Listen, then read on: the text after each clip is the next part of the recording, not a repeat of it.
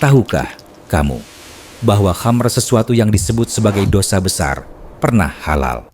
Di Jazirah Arab sebelum Islam, khamar adalah kehidupan. Ia selalu ada di setiap pesta, di setiap pertemuan, di setiap syair yang dinyanyikan di malam hari. Mereka tidak mengenalnya sebagai racun, tapi sebagai penghibur, tidak sebagai perusak, tapi sebagai penyatu. Maka ketika Islam datang, Allah tidak langsung berkata, haram. Karena jika itu terjadi, mungkin banyak hati akan patah sebelum sempat memahami makna di balik haramnya khamr. Maka, pada awalnya, khamar dibiarkan. Ia diminum oleh para sahabat, bahkan oleh orang-orang yang kelak menjadi pemimpin umat. Umar bin Khattab pernah meminumnya. Hamzah bin Abdul Muthalib pernah mabuk. Banyak sahabat yang tidak melihatnya sebagai dosa. Bukan karena mereka lalai, tapi karena belum ada larangan. Hingga akhirnya, saat para sahabat mulai menyadari akan bahaya khamar, mereka sendiri yang datang bertanya kepada Rasulullah, "Ya Rasulullah, khamar merusak akal kami, menghabiskan harta kami. Jelaskanlah hukumnya." Dan dari pertanyaan itulah Allah menurun ayat tentang hukum khamar. Bukan dengan satu ayat langsung dihukumi haram, tapi dengan proses. Proses yang akan mengubah kebiasaan, menghilangkan kecanduan, dan membangun kesadaran. Hingga akhirnya, yang pernah halal menjadi haram, dan yang pernah dicintai ditinggalkan tanpa ragu. Bagaimana wahyu mengubah manusia tanpa mematahkan jiwa mereka? Sebelum kita mulai, coba jujur pada diri sendiri. Pernahkah kamu merasa ada satu kebiasaan dalam hidupmu yang sulit ditinggalkan, meski kamu tahu itu merusak? Sekarang kita akan belajar bagaimana Al-Quran mengubah manusia. Jangan lewatkan satu detik pun, karena kisah ini bukan hanya tentang khamar, tapi tentang perjuangan kita semua. Jangan lupa klik like, subscribe, dan share video ini, agar lebih banyak orang yang merasakan manfaatnya. Pengharaman khamr dalam Islam terjadi dalam 4 tahap. Allah menurunkan 4 ayat melalui beberapa ayat Al-Quran. Tahap pertama, Allah memperkenalkan tentang khamar. Tahap kedua, Allah menjelaskan tentang manfaat dan keburukan khamar. Tahap ketiga, Allah mulai melarang khamar, tapi pada beberapa tempat. Tahap keempat, Allah secara tegas mengharamkan khamr.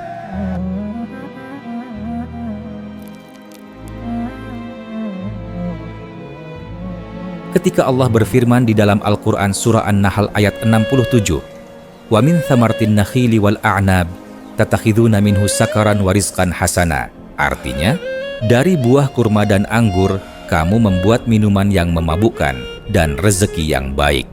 Para sahabat mendengarnya, sebagian mengangguk, sebagian terdiam. Karena ayat itu tidak berkata haram dan tidak berkata tinggalkan, tapi seakan berbisik, perhatikan mana yang baik dan mana yang memabukkan. Allah tidak langsung memberikan hukum haram kepada khamar, tapi Allah secara perlahan mengenalkan khamar kepada manusia. Lalu, apa yang terjadi di hati manusia? Malam-malam berikutnya, saat mereka mengangkat gelas, ayat itu terngiang. Rezeki yang baik, minuman memabukkan. Untuk pertama kalinya, mereka mulai merasa ada yang berbeda. Mereka belum berhenti meminumnya, belum juga meninggalkan, tapi sudah mulai berpikir. Dan dari kegelisahan kecil itulah, Allah akan menurunkan tahap berikutnya.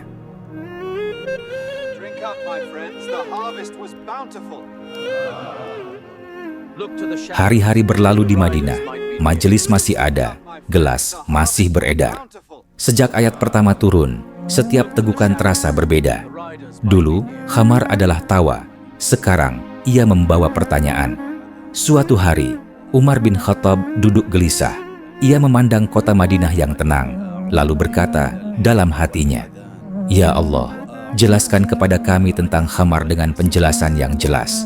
Bukan sekali, tapi berkali-kali ia berdoa. Di sisi lain, Mu'adz bin Jabal dan beberapa Ansyar juga datang kepada Rasulullah. Mereka berkata, "Wahai Rasulullah, khamar telah merusak akal kami, menghabiskan harta kami.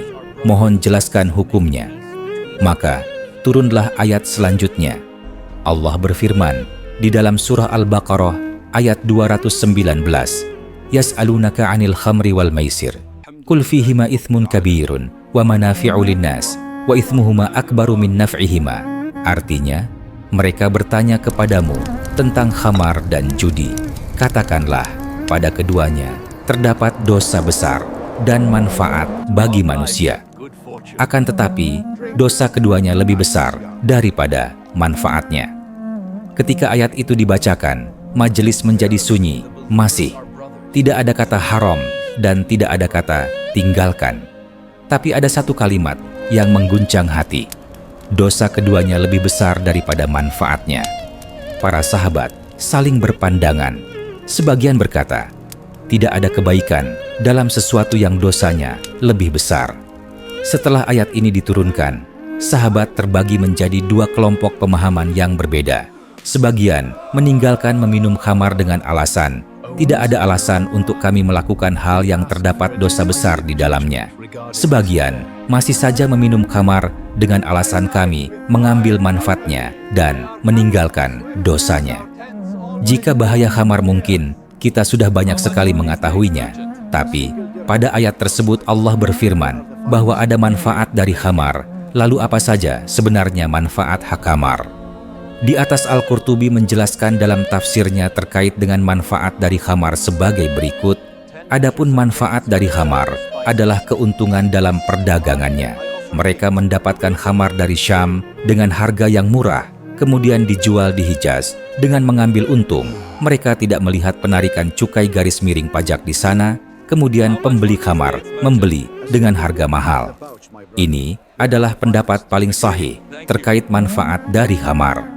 Ada yang mengatakan kemanfaatannya ialah khamar dapat membantu mencerna garis miring, menghancurkan makanan, menjadikan kuat orang yang lemah, membantu dalam hubungan suami istri, menjadikan dermawan orang yang bakhil, menjadikan orang yang pengecut menjadi pemberani dalam peperangan, melembutkan kulit, dan lain-lain. Kini, ketika mereka minum, mereka teringat dosanya lebih besar. Khamar masih di tangan, tapi tidak lagi di hati. Dan dari kegelisahan itulah tahap berikutnya akan datang.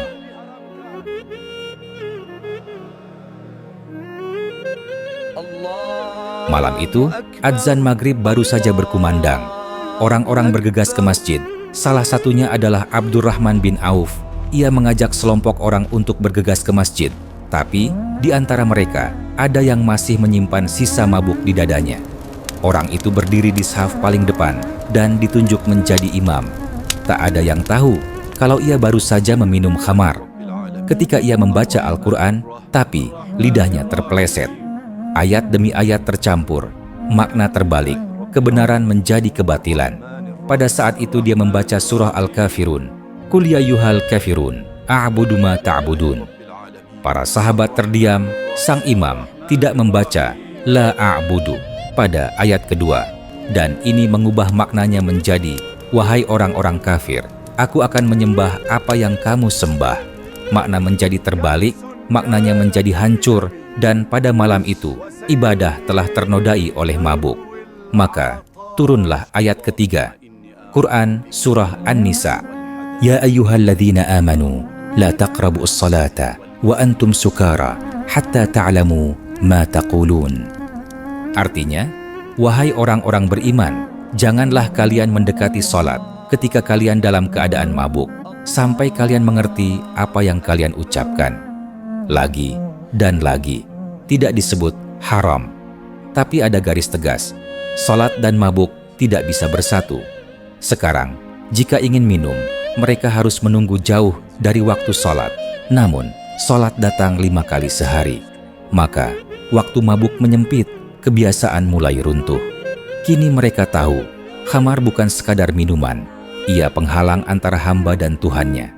Dan ketika wahyu terakhir turun, tidak ada lagi yang akan ragu.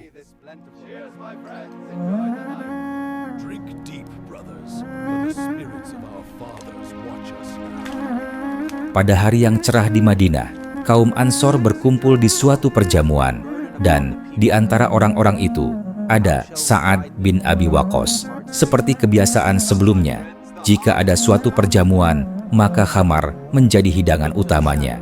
Mereka semua pun minum hingga mabuk berat. Lalu tanpa sadar, Sa'ad bin Abi Waqqas, dia berdiri dan mulai mengumandangkan syair-syair Arab. Lalu tanpa sadar, Sa'ad bin Abi Waqqas mengumandangkan syair yang berisi sindiran kepada kaum Ansor. Kemudian salah seorang dari kaum Ansor yang mendengar itu pun tersulut emosinya. Dia pun berdiri dan memukul Sa'ad bin Abi Waqqas hingga terluka, dan dari itu mengalir darah yang sangat banyak. Setelah kejadian itu, Sa'ad bin Abi Waqqas mengadukan hal ini kepada Rasulullah, dan di tempat itu juga ada Sayyidina Umar bin Khattab. Kemudian Umar meminta kepada Rasulullah agar Allah mau menurunkan hukum yang pasti tentang khamar. Kemudian turunlah ayat terakhir, surah Al-Maidah ayat 90 yang berbunyi, Ya ayyuhalladzina amanu innamal khamru wal maisiru wal ansabu wal azlamu rijsun min amalis syaitan fajtanibuhu la'allakum tuflihun. Artinya, wahai orang-orang yang beriman, sesungguhnya minuman keras, berjudi, berkurban untuk berhala, dan mengundi nasib dengan anak panah adalah perbuatan keji dan termasuk perbuatan setan. Maka jauhilah perbuatan-perbuatan itu agar kamu beruntung. Mendengar ayat itu, Umar bin Khattab sangat gembira. Doa yang dulu selalu dia minta tentang kejelasan hukum khamar, akhirnya turun perintah menjauhi khamar. Ketika ayat itu selesai dibacakan, Umar berkata, Intahaina, intahaina, yang berarti kami benar-benar akan berhenti meminum khamar. Anas bin Malik meriwayatkan, aku sedang menuangkan khamar di rumah Abu Talha. Tiba-tiba seorang penyeru berkata, ketahuilah, khamar telah diharamkan. Maka kami pun berkata, intahaina, intahaina. Lalu kami tumpahkan khamar itu ke jalan-jalan Madinah. Bejana semua bejana yang berisi khamar dipecahkan dan isinya dibuangkan jalanan, sehingga tanah basah oleh minuman yang dulu dicintai. Bahkan aroma khamar sampai memenuhi kota. Tapi tidak ada yang menangis, tidak ada yang menyesal karena khamar telah diharamkan. Mereka tidak berkata, kami belum siap. Mereka tidak berkata, tunggu esok hari. Mereka hanya berkata, intahaina, kami benar-benar berhenti. Dan dari satu kata itu, lahirlah sebuah peradaban baru. Kisah ini bukan hanya tentang khamar. Ia adalah kisah tentang bagaimana Allah mengubah manusia tanpa mematahkan jiwa mereka. Allah tidak merampas kebiasaan mereka. Allah menumbuhkan kesadaran mereka hingga saat perintah datang, hati mereka sudah lebih kuat dari kecanduan. Dan mungkin hari ini kita juga punya khamar versi kita sendiri, bukan dalam gelas, tapi dalam kebiasaan. Dalam dosa yang terasa kecil, tapi perlahan merusak. Jika Allah mampu mengubah Madinah dalam satu malam, Dia juga mampu mengubah kita. Tapi perubahan itu dimulai bukan dengan paksaan, melainkan dengan kesadaran. Terima kasih telah menyimak hingga akhir. Jika kisah ini menyentuh hatimu, jangan simpan sendiri, tapi bagikan juga kepada saudara kita, agar lebih banyak orang yang tahu. Jangan lupa like, subscribe, dan bagikan video ini. Sampai jumpa pada video selanjutnya. Wassalamualaikum warahmatullahi wabarakatuh. There is no regret here today.